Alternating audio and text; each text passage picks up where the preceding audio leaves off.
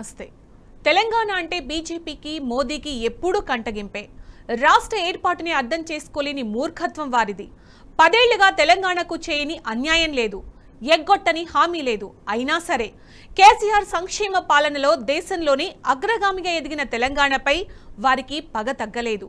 ఇప్పుడు అడ్డుకునేందుకు కేసీఆర్ అధికారంలో లేడన్న దురహంకారంతో మన ఆయువు పట్టుపై దెబ్బ కొట్టాలని తెగబడుతున్నారు. తెలంగాణకు జీవధార అయిన గోదావరి నదిని మలుపుకోవాలని కుట్రలకు తెరలేపారు. కేంద్రం తన రాజకీయ ప్రయోజనాల కోసం తెలంగాణ గొంతు కోసి గోదావరిని ఎత్తుకుపోయి తమిళనాడుకి ఇస్తా, కర్ణాటకకు ఇస్తా అని మాట్లాడుతోంది. ఎన్నికల సమయంలో మోదీ రాష్ట్ర ప్రభుత్వానికి నోటిఫికేషన్ పంపారు. చేతగాని రేవంత్ ప్రభుత్వం మాత్రం నోరు మెదపట్లేదు. ముఖ్యమంత్రి రేవంత్ రెడ్డి ఇంతకు ముందే కృష్ణానదిని తీసుకుపోయి కేఆర్ఎంబీకి అప్పగించాడు. ఇవాళ గోదావరిని ఎత్తుకుపోతామంటే మూతి ముడుచుకొని కూర్చున్నాడు. దీనిపై మళ్లీ తెలంగాణ పార్టీని ఉద్యమించాల్సిన పరిస్థితి. బీఆర్ఎస్ఏ తెలంగాణకు మళ్లీ రక్షణ కవచంగా మారింది. తెలంగాణ బతుకు తెరువు గోదావరి నది జోలికొస్తే ఖబర్దార్ అని బీఆర్ఎస్ అధినేత కేసీఆర్ హెచ్చరించారు. ప్రాణం పోయినా గోదావరి నదిపై కేంద్రం కుట్రలను సాగనివ్వమని తేల్చి చెప్పారు. గోదావరి నదిని నేను తీసుకొని పోతా అని బాజాప్తా ఓట్లు పడే టైంలో నరేంద్ర మోడీ రాష్ట్ర ప్రభుత్వానికి నోటిఫికేషన్ పంపించాడు. రాష్ట్ర ప్రభుత్వం ఏం చేయాలా? ప్రాణం పోయినా సరే ఇయ్యమని పంచాయతీ పెట్టాలా. నేను ఉన్నప్పుడు అదే పంచాయతీ పెట్టినా. ఆయనేమో ఎత్తుకపోతా అంటాడు. ఈ శాతగాని రేవంత్ రెడ్డి ప్రభుత్వం ఏమో నోరు మూసుకొని పడినది. ఏం మతలమైంది ఇలా? నరేంద్ర మోడీ ఎత్తుకపోతా అని బాజాప్తా రాష్ట్ర ప్రభుత్వానికి పంపించండు. ఈ ముఖ్యమంత్రి ఏమో కుయ్యి లేదు, కయ్యి లేదు. ఏమనుకోవాలి దీన్ని? ఇంతకు ముందే కృష్ణానది తీసుకుపోయి కేఆర్ఎంబీకి అప్పచెప్పిండు. ఇలా గోదావరి ఎత్తుకొని పోతా అంటే మూతి ముడుచుకొని కూర్చున్నారు. ఏం కారణం? దాన్ని ఎవరు కాపాడాలి? నేను ఒక్కటే మాట మీకు మనవి చేస్తా ఉన్నా, దయచేసి మన గోదావరి కాపాడుకోవాలన్నా, మన కృష్ణ కాపాడుకోవాలన్నా, తెలంగాణకు రావాల్సిన నిధులు రాబట్టుకోవాలన్నా, మన ప్రాజెక్టులకు జాతీయ హోదా రావాలన్నా, నిరుద్యోగ సమస్య తీరాలన్నా, మన బతుకులు బాగుపడాలన్నా ఖచ్చితంగా ఇలా బీఆర్ఎస్ అభ్యర్థులే గెలవాలి. అదే తెలంగాణ క్షేమం. ఇక ఇదే అంశంపై మనతో మాట్లాడడానికి తెలంగాణ జలవనరుల అభివృద్ధి సంస్థ తొలి చైర్మన్ వి ప్రకాష్ గారు ఉన్నారు. వారితో మాట్లాడదాం. నమస్తే సార్. ప్రకాష్ గారు, గోదావరి తెలంగాణకు జీవధార, అదని అందరికి తెలిసిన విషయమే. మరి ఈ నదిపై మన డిపెండెన్సీ ఎంత అంటారు? కంప్లీట్గా మనం గోదావరి మీదే డిపెండ్ అయినామమ్మా, ఎక్సెప్ట్ మహబూబ్నగర్ జిల్లా. మహబూబ్నగర్ జిల్లాలో ఉన్న పాలమూరు రంగారెడ్డి, కల్వకుర్తి, భీమా, నెట్టంపాడు, కోయిల్ సాగర్, ఇవి తప్ప ఎంటైర్ తెలంగాణ ప్రాణధార మనకు ప్రాణహిత జలాలే. అది కూడా గోదావరి జలాలే. కాబట్టి గోదావరి మీద ఉన్న మేడిగడ్డ బ్యారేజ్ కనుక రిపేర్ చేయకపోయినట్టయితే మనకు సమ్మర్ టైంలో పర్టికులర్గా మనకు నవంబర్ నుంచి ఏప్రిల్ దాకా మనకు ఫ్లోస్ అనేటివి ఉండవు. కాబట్టి బ్యారేజ్ దగ్గర మనం గేట్స్ ఆపుకున్నట్టయితే ఆ లెవెల్స్ మెయింటైన్ అవుతాయి. కాబట్టి మనం అక్కడ వచ్చిన ప్రతి చుక్క నీటిని, అంటే ఆ సమ్మర్ టైంలో కూడా నవంబర్ టు ఫిబ్రవరి, మార్చి వరకు రోజుకు ఒక 2 TMCల వాటర్ పోతూనే ఉంటుంది ఫ్లోలో.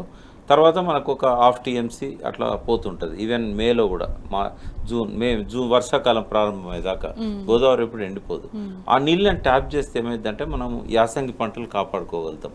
ఈ రేవంత్ రెడ్డి గారు సీఎం అయిన తర్వాత ఆ పని చేయలేదు కాబట్టి, మేడిగడ్డను వదిలేశాడు కాబట్టి ఇవాళ రాష్ట్రం అంతా కరువుతో విలవిల్లాడుతున్నది. అంటే ఇదొక్కటి చాలు. గోదావరి జలాలను మనం ఉపయోగించుకోకపోతే ఎంత దుర్భిక్ష పరిస్థితి వస్తుందని చెప్పి ఇప్పుడు కళ్ళ ముందు కనబడుతున్న పరిస్థితే మనం చూడొచ్చు. మనము చాలా కష్టపడి కేసీఆర్ గారు ఆత్మహత్యలు ఆపడానికని అత్యంత వేగవంతంగా ఆ ప్రాజెక్టును పూర్తి చేసి నీళ్ళు ఇచ్చారు. ఎప్పుడైతే ఇప్పుడు మేడిగడ్డ రిపేర్ చేయకుండా వదిలేశారో రేవంత్ రెడ్డి, ఆత్మహత్యలు మళ్ళీ మొదలైనవి. ఐజాన్ టుడే ప్రతిరోజు పేపర్లో మీకు 2-3 చనిపోయినట్టు వార్తలు వస్తున్నాయి. అంటే తెలంగాణ రాకముందు ఎటువంటి భయానక పరిస్థితి తెలంగాణలో ఉండేదో మళ్ళీ అది వచ్చింది అంటే గోదావరి నీళ్ళను ఉపయోగించుకోకపోవడం వల్లనే. కాబట్టి గోదావరి ప్రాణధార, గోదావరి జీవధార మనకు. దాని మీదనే మొత్తం తెలంగాణలోని 33 జిల్లాలలో 28 జిల్లాలు including Hyderabad drinking water, industrial water, domestic water అన్నీ కూడా ఆధారపడ్డది ఓన్లీ గోదావరి మీద. రైట్. అలాగే మన గోదావరి నదిపై కేంద్రం కుట్ర చేస్తుందని పరిణామాలు చూస్తే తెలుస్తుంది. అసలు గోదావరిపై మోదీ సర్కారు కుట్ర ఏంటండి? అంటే నదుల అనుసంధానం అనేది చాలా కాలం నుంచి నలుగుతూ ఉన్న సమస్య. అయితే రాష్ట్రాలు ఏమంటున్నాయంటే మా అవసరాలు తీరిన తర్వాతనే మీరు ఆ నదులు అనుసంధానం చేయాలి అని అంటున్నాయి. అయితే మోడీ గారు ఏం చేస్తున్నారంటే తమిళనాడులో ఇప్పుడు సౌత్ ఇండియాలో ఆయనకి ఎక్కడ కూడా స్థిరంగా లేదు పార్టీ. కర్ణాటకలో కూడా వస్తున్నది పోతున్నది. తెలంగాణలో వాళ్ళకి అడుగు పెట్టడానికి అవకాశమే లేదు. ఆంధ్రలో కూడా వాళ్ళకి అవకాశం లేదు. కేరళలో అవకాశం లేదు. సౌత్ ఇండియాలో ఎక్కడో ఒకడ చేయాలి. అక్కడ ఒక ఐపీఎస్ ఆఫీసర్ వచ్చాడు, ఆ పార్టీకి రిజైన్ చేసి పార్టీ బాధ్యతల్లోకి వచ్చాడు. ఆయనను ముందు పెట్టుకొని చేయాలంటే అక్కడ సమస్యలను అడ్రస్ చేయాలి. కావేరీలో నీటి సమస్య ఉంది. కర్ణాటక వాళ్ళు కావేరీ జలాలను వదలట్లేదు తమిళనాడు వాళ్ళకి. తమిళనాడు వాళ్ళు 100-150 గ్రాండ్ ఆనికట్ అన్నది వెనకటి ఎప్పుడో రాజుల కాలంలో 2000 సంవత్సరాల కింద నిర్మించింది. భారతదేశంలో మొట్టమొదటి ఆనకట్ట కావేరీ మీద కట్టారు. అయితే ఆ ఆనకట్ట దగ్గర నీళ్లు సరిపోని రావట్లేదు, డెల్టా అంతా కూడా కావేరీ డెల్టా ఎండిపోతున్నదని చెప్పేసి ఆ సమస్యను ప్రధానంగా పెట్టుకొని ఏం చేశాడు మోడీ, గోదావరి నీళ్లను కావేరీకి అనుసంధానం చేయాలని కూర్చున్నాడు. వాళ్ళ వెస్టెడ్ ఇంట్రెస్ట్లు, తమిళనాడు వెస్టెడ్ ఇంట్రెస్ట్లు. సరే, ఇక్కడ సఫర్ చేయడం అనేది కరెక్ట్ కాదు. ఇప్పుడు ఆయన అనుకున్న పథకంలో భాగంగా ఛత్తీస్గఢ్ నీళ్ళని తీసుకుపోదామని అనుకున్నా కూడా ఆ నీళ్ళు ఒకసారి గోదావరిలో కలిసినాక అవి ఛత్తీస్గఢ్ నీళ్ళ ప్రాణహిత నీళ్ళ అనేది మనకు తెలియదు. కాబట్టి ఆ పథకమే కనుక అమలైనట్టయితే తెలంగాణకు చాలా నష్టం జరుగుతుంది. కింద ఏవైతే ప్లాన్ చేసుకున్న ప్రాజెక్ట్స్ ఉన్నాయో వాళ్ళు అనుకున్న కుట్రలో ఇచ్చంపల్లి బ్యారేజ్ కనుక కట్టినట్టయితే మనకు కింద ఉన్న ప్రాజెక్టులు కూడా ఎఫెక్ట్ అవుతాయి అమ్మ. అలాగే నదుల అనుసంధానం వల్ల తెలంగాణకు ఎలాంటి నష్టం అంటారు పర్టికులర్గా? అంటే మనము ఎప్పుడైనా రైపేరియన్ రైట్స్ అనేది ఒక కాన్సెప్టు 1969 నుంచి స్థిరపడ్డది. ఆ రోజుల్లో ప్రపంచ దేశాలన్నీ కూడా హెల్సింకి అనే ఒక నగరంలో సమావేశం పెట్టుకొని మనం కొన్ని నియమాలను పాటించాలి, ఎందుకంటే జల యుద్ధం వచ్చే పరిస్థితి ఉన్నది. మూడో ప్రపంచ యుద్ధం జలాల కోసమే వచ్చేటట్టుంది. కాబట్టి మనం ఈ 150 దేశాలు ఇవాళ నదుల నీటిని పంచుకుంటా ఉన్నాయి. మన దేశం కూడా 7 దేశాలతో నదులను పంచుకుంటా ఉన్నది. కాబట్టి ఇటువంటి సమస్యలు వచ్చినప్పుడు ఏం చేయాలి అనే ఒక నియమాన్ని వాళ్ళు రూపొందించుకున్నారు. అది రైపేరియన్ రైట్స్. అంటే మొదలు ఎవరైతే పంట సాగు చేసుకుంటారో, ఉదాహరణ మంజీరా నది ఉంది. మంజీరా నది మీద కట్టిన మొట్టమొదటి ఆనకట్ట నిజాం సాగర్. నిజాం సాగర్ రైతులకే మొట్టమొదటి రైట్ ఉంటుంది. ఎక్కడి నుంచి? అది పుట్టిన బీడ్ జిల్లా, మహారాష్ట్రలో బీడ్ జిల్లాలో పుడుతుంది మంజీరా. కొన్ని వందల కిలోమీటర్లు ప్రయాణం చేసినాక నిజాం సాగర్ వస్తుంది, కలిసే ముందు, గోదావరిలో కలిసే ముందు. అయినా కూడా ఇక్కడ నీళ్ళు ఇచ్చిన తర్వాతనే పై ప్రాజెక్టులకు నీళ్లు అనేది ఒక రైట్ స్థిరపడ్డది ప్రపంచవ్యాప్తంగా. అంటే కేసీఆర్ గారు ఏమనుకున్నారంటే నదుల అనుసంధానాన్ని మనం ఒప్పుకున్నట్టయితే ఇంకా మనం 150-200 టీఎంసీలు గోదావరిలో వాడుకోవాల్సి ఉన్నది. మన వాటా 966 టీఎంసీలు. కేసీఆర్ గారు అధికారంలోకి వచ్చే నాటికి 700-600 టీఎంసీలు కూడా మనం వాడుకోలేదు. కాబట్టి మన వాటా పూర్తిగా మనం వాడుకునేదాకా ఒక్కసారి కనుక నదుల అనుసంధానానికి ఒప్పుకుంటే వాళ్ళకు రైపేరియన్ రైట్స్ వస్తాయి. కాబట్టి అప్పటిదాకా ఒప్పుకునేది లేదని చెప్పేసి మా అవసరాలు తీరిన తర్వాతనే. అయితే బీజేపీ గవర్నమెంట్ ఏం చేస్తుంది, మన అవసరాల కోసం మనం నిర్మించుకుంటున్న సీతారామ ప్రాజెక్టు కానీ ఇంకా కొన్ని ప్రాజెక్టులు డిపిఆర్స్ అనేటి డీటెయిల్డ్ ప్రాజెక్ట్ రిపోర్ట్స్ తొక్కిపెట్టారు, అనుమతి ఇవ్వడం లేదు. వార్దా నది మీద కూడా మనం ఒక ప్రాజెక్ట్ ప్లాన్ చేసాం. ఈ గోదావరి మీద ఆధారపడ్డ ప్రాజెక్టులకు పర్మిషన్ లేకుండా ఇది వేగవంతం చేస్తున్నారు నదుల అనుసంధానాన్ని. దేనికంటారు? అంటే మీరు చెప్పినప్పటికీ కావేరీకి పంపించాలి, ఫేవర్ చేయడం కోసం తమిళనాడులో ఓట్ బ్యాంక్ పెంచుకోవాలి. మొన్న హడావిడిగా మీటింగ్ పెట్టారు నదుల అనుసంధానం మీద, వేదిరెడ్డి శ్రీరామ్ ఆధ్వర్యంలో అని జలశక్తి దానికి అడ్వైజర్. అది కేవలం ఏంటంటే మోడీ ప్రభుత్వం సీరియస్గా ఉంది, తెలంగాణ నీళ్లను, ఆంధ్ర నీళ్లను, తర్వాత ఛత్తీస్గఢ్ నుంచి వచ్చే నీళ్లను తమిళనాడుకి ఇస్తున్నాం కాబట్టి అక్కడ ఓట్ బ్యాంక్ పెంచుకోవడానికి వాళ్ళు చేసిన కుట్ర అది. ఇప్పుడు కూడా వాళ్ళు ఎందుకు సీరియస్గా ఉన్నారు అంటే ఛత్తీస్గఢ్లో బీజేపీ గవర్నమెంట్ వచ్చింది. అక్కడ కాంగ్రెస్ గవర్నమెంట్ ఏం చేసిందంటే ఇంతకుముందు మా నీళ్లను తీసుకుపోవడానికి వీల్లేదు. ఇంద్రావతి నది అనేది గోదావరికి ఉన్న ప్రధాన నదులలో, ఉపనదులలో అది ఒకటి. అయితే దాని నుంచి ఒక 200-300 టీఎంసీలైనా గోదావరిలో కలుస్తున్నాయి. వాళ్ళకు బస్తర్ కానీ, జగదల్పూర్ కానీ ఇవన్నీ కూడా దట్టమైన అడవి ప్రాంతాలు, రిజర్వ్ ఫారెస్ట్, అబూజ్మడ్, నక్సలైట్లకు వాళ్ళ స్థావరంగా ఉన్న ప్రాంతము. ఆ నదుల ఈ ఇంద్రావతి నదికి చుట్టూ కూడా ఇటువంటి ప్రాంతాలు ఉండడం వల్ల ఆడ ప్రాజెక్టులు కట్టి వ్యవసాయం చేయడానికి అవకాశం లేదు. రిజర్వ్ ఫారెస్టే కొన్ని 100 కిలోమీటర్లు విస్తరించి ఉన్నది. కాబట్టి ఆ నీళ్లను కాంగ్రెస్ గవర్నమెంట్ ఉన్నప్పుడు ఏమనుకున్నదంటే కాళేశ్వరంలో ఎట్లయితే భారీ బాహుబలి పంపులు పెట్టి లిఫ్ట్ చేశామో మేము అక్కడ అవకాశం లేకపోయినా మిగిలిన ఛత్తీస్గఢ్లో డ్రాట్ ఏరియాస్కి మేము ఆ నీళ్ళని ఎత్తిపోసుకుంటాం, మా నీళ్లను నదుల అనుసంధానానికి మేము ఇవ్వము అని చెప్పారు. ఓకే. కానీ ఎప్పుడైతే గవర్నమెంట్ పడిపోయి మొన్న ఎలక్షన్స్లో బీజేపీ వచ్చిందో ఇప్పుడు హడావిడి చేస్తున్నాడు మోడీ. ఇప్పుడు ఆ గవర్నమెంట్తోని వాళ్ళ ప్రభుత్వం వాళ్ళదే కాబట్టి ఈ ఛత్తీస్గఢ్ నీళ్ళని మీరు తీసుకుపోవచ్చు అని చెప్పి ఒక తీర్మానం చేసుకొని చేయాలనేది వాళ్ళ కుట్ర. మొన్న మీటింగ్లో కూడా అదే వచ్చింది. ఛత్తీస్గఢ్ వాళ్ళు ఆబ్జెక్షన్ చేశారు కదా అంటే అప్పుడు కాంగ్రెస్ ఉండే, ఇప్పుడు మా ప్రభుత్వం ఉంది, మేము ఎటువంటి తీర్మానమైనా చేయించుకుంటాం మా గవర్నమెంట్తోని. అంటే రాజకీయ ప్రయోజనాల కోసం తెలంగాణ లాంటి ఇంత పెద్ద భౌగోళిక విస్తీర్ణంలో గోదావరి నది పారుతున్నది. ఈ నీళ్లను ఎత్తుకపోయే కుట్రే తప్ప మనకి ఇవ్వాలనే ఆలోచన మాత్రం మోడీ గవర్నమెంట్ లేదు. ఇవాళ కేసీఆర్ గారు ఏదైతే చెప్తున్నారో మోడీ గోదావరి నది నీళ్ళ మీద చేస్తున్న కుట్ర ఏదైతే ఉన్నదో ఆ తెలంగాణను ఎడారిగా మారుస్తుంది, జాగ్రత్తగా ఉండాలనేది ఆయన హెచ్చరిక చేస్తున్నాడు. ప్రకాష్ గారు, మీరు చూసే ఉంటారు వెదిరే శ్రీరామ్ కాళేశ్వరంపై ఒక దినపత్రికలో చేసిన వ్యాఖ్యలని, డెఫినెట్గా అది మీకు తెలిసే ఉంటుంది. సో దీనిపై మీ స్పందన ఏంటండి? అంటే వెదిరే శ్రీరాము మొదట్లో ఆయన ఏంటంటే తెలంగాణ బిడ్డగా ఉద్యమంలో చాలా చురుగ్గా పాల్గొన్నాడు. అమెరికాలో ఉంటూ కూడా వివిధ దేశాలలో తెలంగాణ డెవలప్మెంట్ ఫోరాన్ని విస్తరించాడు. ఆ మేరకు ఆయన అంటే మాకు గౌరవమే. కానీ ఆయన ఎప్పుడైతే బీజేపీ ప్రభుత్వం 2014లో ఏర్పడ్డదో అప్పటి నుండి కేంద్ర జలశక్తి శాఖకు ఆయన ఒక అడ్వైజర్గా ఉన్నాడు. సరే, వ్యక్తిగతంగా ఆయన ఇంజనీర్ కాదు, సరే మాలాగానే ఇతర సమాచారాన్ని అంతా తెలుసుకొని ఆయన మాట్లాడేవాడు. ఇప్పుడేమైందంటే వెదిరే శ్రీరామ్కు కొన్ని పర్మనెంట్ ఒపీనియన్స్ ఉన్నాయి. ఆయన 2014లోనే ఒక బుక్ రాశాడు, ఇచ్చంపల్లి దగ్గర బ్యారేజ్ కట్టాలనేది ఆయన కోరిక. అయితే కేసీఆర్ గారు ఇచ్చంపల్లి దగ్గర బ్యారేజ్ కట్టలేదు.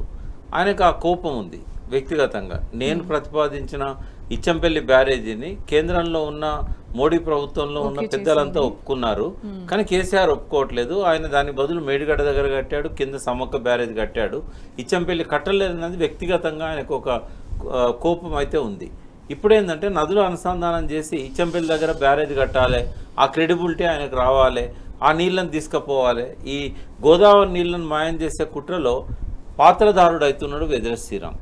ఒక తెలంగాణ బిడ్డగా తెలంగాణ కోసం తప్పించిన వ్యక్తి ఇవాళ బీజేపీ రాజకీయాలలో ఆ కుట్రలో భాగం కావడం అనేది బాధాకరం.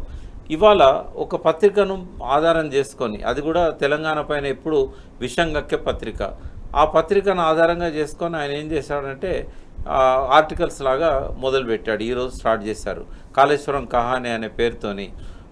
అందులో అబద్ధాలు అసత్యాలు చాలా ఉన్నాయి. వాస్తవంగా ఆయన చేసిన ఒక 2-3 కామెంట్స్ మీద నేను మాట్లాడదలుచుకున్నానమ్మా. ఒకటి, బ్యారేజీలు నిర్మించినప్పుడు జియోలాజికల్ సర్వే కానీ ఇటువంటి ఏవి కూడా చేయకుండానే ఇదివరకు చేసిన వాటిని షిఫ్ట్ చేశారు. కొత్తగా ఏవైతే కట్టారో అక్కడ పరీక్షలు జరపలేదు అని అన్నారు. జియో టెక్నికల్ సర్వే జరగకుండా కట్టారు అన్నారు. ఇది పచ్చి అబద్ధం. కాళేశ్వరం ప్రాజెక్టులో 3 బ్యారేజీలు ఏవైతే ఉన్నాయో, సుందిల్లా, అన్నారం, మేడిగడ్డ, ఈ మూడింటికి కూడా స్థలం మార్పిడి చేసింది అన్నారంలో, సుందిల్లలో. స్థలం మార్పిడి చేయకముందు జియో టెక్నికల్ సర్వే జరిగింది. స్థలం మార్పిడి చేసినాక కూడా జియో టెక్నికల్ సర్వే చేసిన తర్వాతనే ఆడ ఫీజిబిలిటీ ఉందని చెప్పి నిర్మాణం చేయడం జరిగింది. ఆ సమయంలో నేను చైర్మన్గా ఉన్నాను నీటిపారుదల శాఖలో, నాకు ఆ విషయాలన్నీ క్షుణ్ణంగా తెలుసు. ఇది ఆయన పచ్చి అబద్ధాన్ని రాశాడు. రెండవ అబద్ధం ఏంటంటే అది ఆయన ఆర్టికల్లోనే ఆయన వేసిన ప్రశ్నకు జవాబు ఉంది. ఆయన ఒక చిన్న జిస్ట్ ఇచ్చాడు. జియో ఇంగ్లీష్లో ఏవైతే సెంట్రల్ వాటర్ కమిషన్ నుంచి మనకు వచ్చిన జియోలు ఉన్నాయో, కేసీఆర్ గారు 165 టీఎంసీల నీటి లభ్యత తుమ్మిడిహాటి దగ్గర లేదు అని చెప్పి మేడిగడ్డ దిక్కు తీసుకొచ్చాడు బ్యారేజీని. కానీ ఎన్నడూ కూడా సిడబ్ల్యూసి అట్లా చెప్పలేదు అనేది ఆయన వాదన. ఆయన ఇచ్చిన ఉదాహరణతో పాటుగా ఆయన ఇచ్చిన జిస్ట్ ఏదైతే ఉన్నదో అప్పుడు ఇచ్చిన సిడబ్ల్యూసి లెటర్లోని ఒక 4-5 లైన్లు ఈ పత్రికలోనే ప్రింట్ అయినాయి. అందులో స్పష్టంగా లాస్ట్ 2 లైన్స్లో క్లియర్గా ఉంది, 165 టీఎంసీల అవైలబిలిటీ ఉంది, కానీ 63 టీఎంసీలను పై రాష్ట్రాలు తీసుకుపోయే అవకాశం ఉంది, వాళ్ళకు హక్కు ఉంది, కాబట్టి ఎప్పటికీ నీటి లభ్యత అక్కడ ఉంటుందన్న గ్యారెంటీ లేదు అని చెప్పి స్పష్టంగా అందులో ఉంది. దాని మీద మాత్రం ఆయన మాట్లాడలేదు. 165 టీఎంసీల అవైలబిలిటీ ఉందన్నాడు, కానీ పై రాష్ట్రాలకు 63 టీఎంసీల వాటా ఉంది అని చెప్పి ఆయన పేపర్లో ఇచ్చిన ఆర్టికల్లోనే కనబడుతుంది. దాని మీద మాత్రం ఆయన మౌనంగా ఉన్నాడు. అంటే అర్ధ సత్యాలతోని ప్రజలను మభ్యపెట్టాలని, ఎలక్షన్లలో బీజేపీ వైపు ప్రజల అభిప్రాయాలు రావాలని చెప్పేసి ఆయన అనుకూలంగా మలచాలని చెప్పేసి ఆయన ప్రయత్నం చేస్తూ ఉన్నాడు. మూడవది ఏంటంటే మేడిగడ్డ విషయంలో కూడా ఆయనే మేడిగడ్డ అవసరం లేదు, అక్కడ ఇచ్చంపల్లి దగ్గర బ్యారేజ్ కట్టినట్టయితే ఆ నీళ్ళనే మేడిగడ్డ దాకా మనం బ్యాక్ వాటర్ ఉండేటట్టు చూసుకొని కాళేశ్వరం దగ్గర లిఫ్ట్ చేసుకోవచ్చు అనేది ఇంకొక ప్రతిపాదన ఆయన చేస్తున్నాడు చాలా రోజుల నుంచి. అది కూడా మనకు ఒక పెద్ద కుట్ర అది. ఎందుకంటే ప్రాణాయిత నీళ్ళను కూడా ఇంతకుముందు కావేరీ బేసిన్కి నీళ్ళని తీసుకుపోవడానికి, ఇంద్రావతి నీళ్ళని తీసుకుపోవడానికి ఇచ్చంపల్లి ప్రతిపాదన చేశాడు. ఇప్పుడు ఇచ్చంపల్లి బ్యారేజ్ పెద్ద ఎత్తున కట్టి మేడిగడ్డ అవసరం లేదు అనంటే ప్రాణాయిత నుంచి వచ్చే నీళ్ళను కూడా కావేరీ బేసిన్కి తీసుకుపోవాలనే కుట్ర కనబడతా ఉన్నది. అంటే ఇటు ఇంద్రావతి అటు ప్రాణాయిత, ఈ రెండు ఆయన తీసుకుపోయినట్టయితే తెలంగాణ మొత్తం ఎడారిగా మారుతుంది. కాబట్టి తెలిసి తెలియకనో లేకుంటే బీజేపీ ట్రాప్లో పడో వెదిరే శ్రీరామ్ గారు ఇటువంటి ప్రతిపాదనలు చేయడం, ఆయన కేంద్ర జలశక్తి సలహాదారుగా ఉన్నప్పుడు తెలంగాణకు లాభం చేకూర్చే విధంగా ప్రణాళికలు చేయాలి, తెలంగాణ ప్రాంతానికి న్యాయం జరిగేటట్టుగా ఆయన తన ఇన్ఫ్లుయెన్స్ను తన పలుకుబడిని ఉపయోగించుకోవాలి. కానీ తనకు వచ్చిన ఈ అద్భుత అవకాశాన్ని తెలంగాణకు నష్టం చేసే విధంగా చేయడం అనేది సరైనది కాదు. ఒక్కసారి ఆయన లోపల ఉద్యమ స్ఫూర్తిని మళ్ళీ తెచ్చుకొని బీజేపీ ట్రాప్లో పడకుండా, ఈ కుట్రలు చేయకుండా తెలంగాణకు ఉపయోగపడే విధంగా కేంద్ర ప్రభుత్వానికి సలహాలు ఇచ్చినట్టయితే రాష్ట్ర ప్రజలు హర్షిస్తారు. ఈ కహానీ పేరుతో ఏదైతే కాళేశ్వరం మీద ఆయన రాస్తున్నాడో ఇవి అర్ధ సత్యాలు అసత్యాలు ఉన్నాయని స్పష్టంగా నేను చెప్తున్నా. ఆయన ఒక 4 సూచనలు చేశారు ఈరోజు రాసిన వ్యాసంలో. ఆ 4 సూచనలకు ఎటువంటి ఇబ్బంది లేదు, అవి అమలు చేయాల్సిందే. అంత మేరకు ఆయనే సలహా ఇస్తే బాగుంటుంది. కానీ కేసీఆర్ చేసిన ప్రతి పనిని తప్పుపట్టే విధంగానో ప్రజల లోపల నెగటివ్ అభిప్రాయం క్రియేట్ చేసే విధంగానో చేయడం అనేది ఆయనకున్న గౌరవాన్ని తగ్గిస్తుంది తప్ప తెలంగాణ ప్రజలు దాన్ని ఆమోదించరు, హర్షించరు. కరెక్ట్గా చెప్పారు. అలాగే మీరు చెప్తున్నట్టుగా వాళ్ళలో జనాలలో ఒకలాంటి కన్ఫ్యూజన్ వచ్చేస్తుంది. సో అది లేకుండా ఉండాలంటే ప్రజలకు మీరు ఏం చెప్తారు ఫైనల్గా? అంటే ఒకటమ్మా, ప్రజలు చాలా తెలివైన వాళ్ళు. మనం అనుకుంటాం వాళ్ళకు క్యూసెక్ తెలియదు, టీఎంసీ తెలియదు, నీళ్ళ గురించి వాళ్ళకేం తెలుసు అని. కానీ వాళ్ళకి అనుభవం ఉంది. కాళేశ్వరం ప్రాజెక్టు కట్టిన తర్వాత మనకు అంతకుముందు ఒక 50 లక్షల టన్నులు కూడా మనం వరిధాన్యం పండించిన దాఖలాలు లేవు. ఎప్పుడు యాసంగి పంటలు చాలా ఒక 10 లక్షల ఎకరాల కంటే 20 లక్షల ఎకరాల కంటే ఎక్కువ పండకపోయేది. ఎప్పుడైతే కాళేశ్వరం నీళ్లు ఉపయోగించుకోవడం మొదలైందో 2019 జూన్ 21న కాళేశ్వరాన్ని జాతికి అంకితం చేశారు. ఆ తర్వాత వచ్చిన యాసంగి నుంచి మొదలుపెట్టి మొన్నటి వర్షాకాల పంటల వరకు కేసీఆర్ గారు దిగిపోయే వరకు కాళేశ్వరం నీళ్లతోనే 60 లక్షల ఎకరాల్లో పంటలు పండినాయి. అంటే క్యుములేటివ్గా చెప్తున్నాను నేను, ఈ 3 సంవత్సరాల్లో కాళేశ్వరం నీళ్ళనిచ్చిన ఎకరాలు 60 లక్షల ఎకరాలు. ఈ పంటలు పండడం వల్లనే 3.5 లక్షల కోట్ల టన్నుల వరకు మన వరిధాన్యం ఉత్పత్తి పోయింది. అంటే 50 లక్షల టన్నుల నుంచి 3.5 కోట్ల టన్నులకు వరిధాన్యం ఉత్పత్తి పోయింది. ఒక దశలో అయితే కేంద్ర ప్రభుత్వం మేము కొనలేం బాబు అని చేతులు ఎత్తేసింది. ఎక్కడనో అట్టడుగు ఉండేది మనం వరిధాన్యం ఉత్పత్తిలో. అటువంటిది ఎప్పుడు తమిళనాడు, ఆంధ్ర, ఇవన్నీ హర్యానా, పంజాబ్ ఇవన్నీ టాప్లో ఉండేది. బట్ ఇవాళ మనం ఏంటంటే దేశంలోనే ఒక సంవత్సరం మనము అగ్రస్థానానికి వెళ్ళాం, పంజాబ్ను అధిగమించాం. తమిళనాడు ఎక్కడో పోయింది, చిన్న విషయం మాత్రం కాదు కదా. ఆంధ్ర అన్నపూర్ణ అన్నారు, కానీ తెలంగాణ ఎప్పుడు ఎడారిగానే ఉండేది కదా. 40-50 లక్షల టన్నుల నుంచి 3.5 కోట్ల టన్నులకు పోయిందంటే కాళేశ్వరం నీళ్ళు ఎంత ఉపయోగపడ్డాయి అనేది ప్రజలకు తెలుసు. ఒక్కసారి వాళ్ళు గడిచిన 4-5 సంవత్సరాలలో పంటలు ఎట్లా పండినాయి, ఈ సంవత్సరం ఎట్లా పండుతున్నాయి, అదొక్కటి చాలా వాళ్ళకు. ఎవరు నష్టం చేశారు తెలంగాణకు, ఎవరు లాభం చేశారు, ఎవరికి ప్రజలపైన ప్రేమ ఉంది, ఎవరికి ప్రజలను మోసం చేసి తన కుర్చీని కాపాడుకోవాలనే స్వార్థం ఉంది అనేది తెలుసుకోవడానికి ప్రజలకు చాలు. కేసీఆర్ గారు పదే పదే చెప్తున్నారు, మోడీ కుట్రల్ని, గోదావరి నీళ్ళను మాయం చేసే కుట్రల్ని ప్రజలు ఎదుర్కోవాలని చెప్తున్నారు. రేవంత్ రెడ్డి గారు స్పందించాలి, నోరు తెరవాలి, నీళ్ళను కాపాడుకోవాలని చెప్తున్నాడు. రావడమే కృష్ణానదిని మొత్తం కేఆర్ఎంబీకి అప్పచెప్పేశాడు. ఇవాళ వాళ్ళ కంట్రోల్లోకి వెళ్ళారు.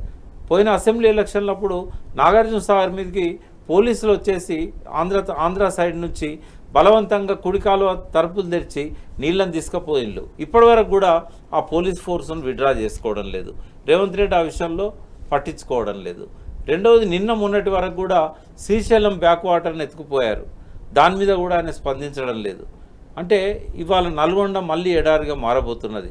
ఎడమ కాలువకు గడిచిన 9.5 సంవత్సరాల్లో అన్ని సంవత్సరాలు పంటలకు నీళ్ళు ఇచ్చారు.